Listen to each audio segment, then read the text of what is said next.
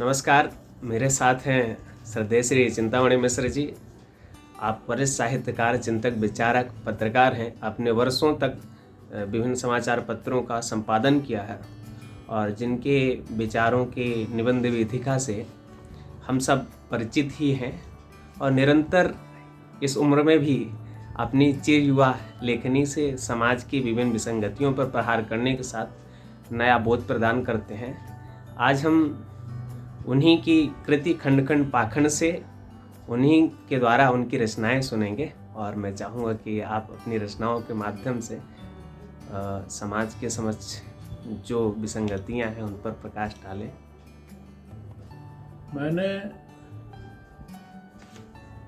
बहुत लंबे समय तक सीनियर सिटीजन एसोसिएशन में काम किया और जहाँ देखा, चाहे वो मध्यम श्रेणी के लोग हों, अमीर लोग हों, खाए खाए लोग हों, हर घर में, हर परिवार में बूढ़ों को, वृद्धजनों को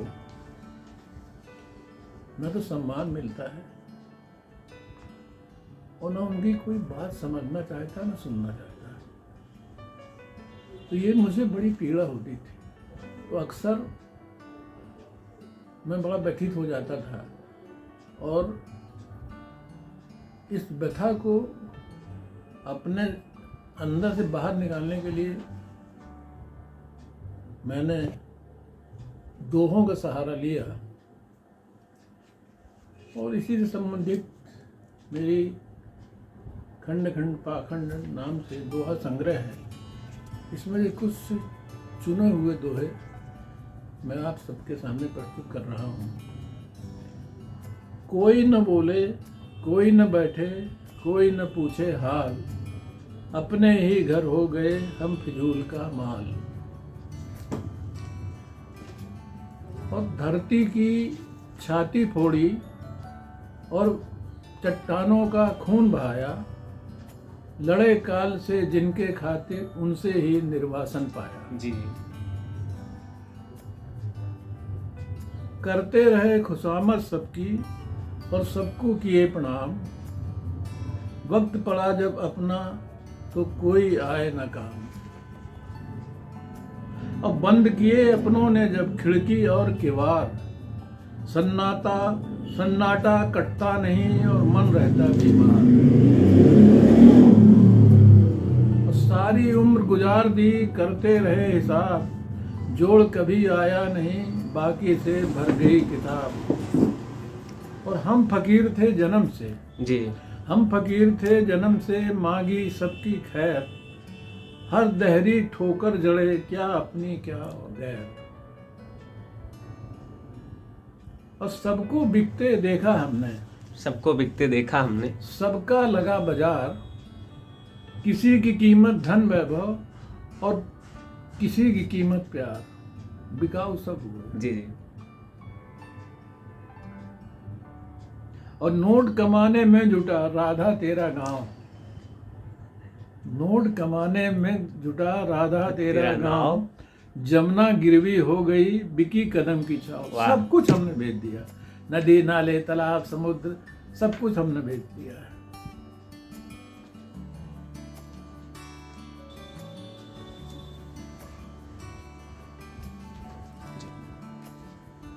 हम सब लोग छोटा बड़ा मझोला परिवारों में रहते हैं और हमारे भारतीय संस्कृति में परिवार को लेकर हमारे शास्त्रों में हमारे संत महात्माओं चिंतकों ने इसका महत्व भी बहुत बताया है। लेकिन आज जो देश में परिस्थितियां हैं वो समाज में भी आ गई हैं और अब परिवार नाम की चीज बिखर गई है। और जो कुछ बचे भी हैं वो परिवार के नाम से अपने वृद्ध लोगों को, अपने वरिष्ठ लोगों को केवल ढो रहे हैं। एक जो आत्मीयता होती थी वो अब नहीं दिख रही है। तो उस पे भी कुछ इस तरह का मुझे जो विसंगतियां मिली, जो मैंने महसूस किया जी कई सदस्यों को मिलकर परिवार बनता है, लेकिन मैंने जो महसूस किया है, मैंने जो देखा है वो ये है कि परिवार का जो वृद्ध है या वृद्धा है, वो अपने आप को बिल्कुल अकेला महसूस कर रहे हैं। जी जी क्योंकि किसी के पास समय नहीं है उनके पास बैठने उठने का। उन वृद्धावस्था में सबसे बड़ी पीड़ा होती है अकेलापन। तो ये जो अकेलापन है जी ये डंक मारता है। तो इसी ऐसे ही संदर्भ लेकर ऐसे ही राजदीप में मैंने कुछ दोहे लिखे हैं।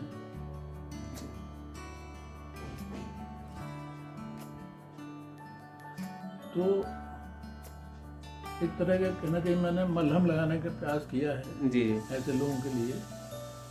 तो बड़ा भाग्य पाया दादी तूने, तेरे पुण्य हजार, कांधे डोली ले चले नाती दो और पोते चार। जी। तो दुखी मत हो भाई, अभी परिवार है, हाँ परिवार है, तुमको ले जा रहे तुम्हारे नाती पोते। अभी है नाती पोती, हाँ। नई पीढ़ी है।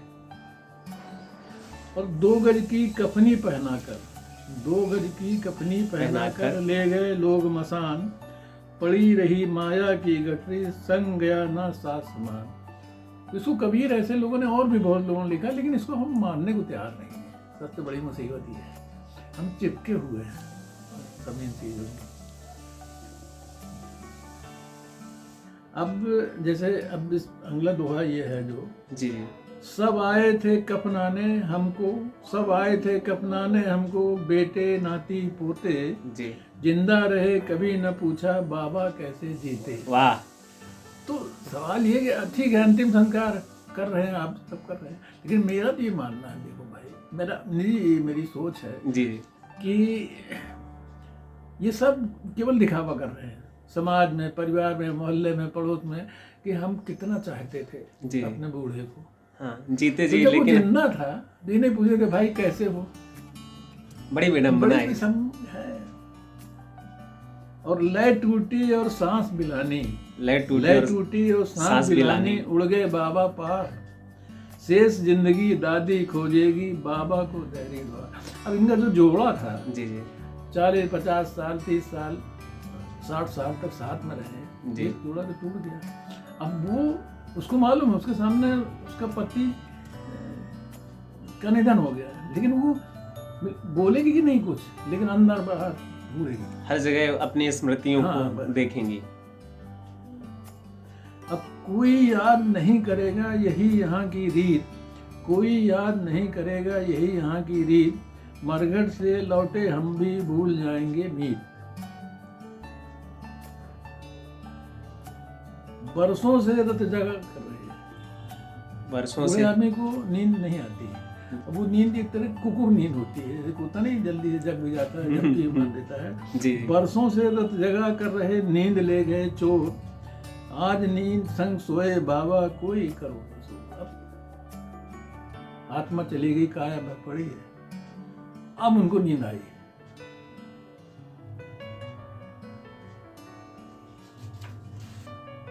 अच्छा,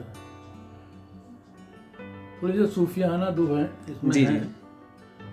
पिया पिया रंगीले गौना लेने, पिया रंगीले गौना लेने आ गए पहन पगड़िया, पिया रंगीले गौना लेने आ गए पहन पगड़िया, फूलों के डोले पर चल दी आंगे बजे नगड़िया।